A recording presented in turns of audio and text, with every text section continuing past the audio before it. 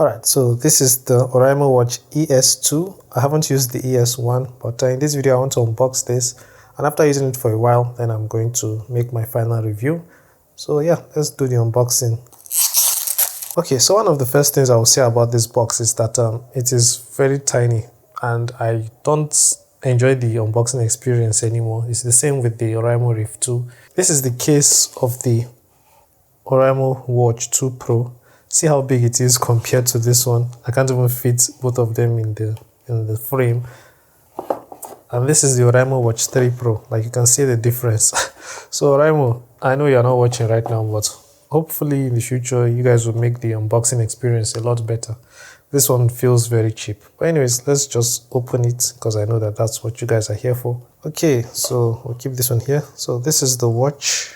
Taking it out of the holder, it's a bit difficult, so maybe I'll just push it. Okay, pushing it downwards actually works. So if you're trying to unbox it, don't try to pull it out, push it down like this way, and you should be fine. All right, so the first thing I want to say is that the dialer here is significantly bigger than what you get on the Oraimo Watch 3 Pro. So I want to believe that this one will actually control the watch, because spinning it right now feels different. Unlike this one, it feels like it is meant to control the watch by spinning it. So I'll keep this one aside for now, and I'll keep this one aside as well. Okay, so there's nothing in the middle here, but if I open this, I should see the instruction manual. Okay, so I'm going to go through this later on my own. And then finally we should get the charging cable.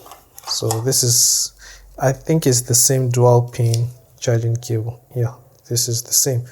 So if you have the Watch 2 Pro's charging cable, you should be able to use it to charge the ES2 as well. Okay, so I'm going to keep this aside. Alright, so I'm going to keep this one aside, and let me unwrap the screen. Okay, so this is supposed to be an AMOLED screen. I will not be turning it on in this video because I have to charge it first. That is what I do in all my unboxing videos. Charging comes before showing how the device works. Let's remove this part. Okay, so the back feels like just plastic or glass. I'm not really sure how they made it, but this is supposed to be dust and waterproof as well. And we have the charging port here. I believe you can also use this one for making phone calls, so I want to believe that this is the microphone. And yeah, this should be the speaker where the sound comes out from.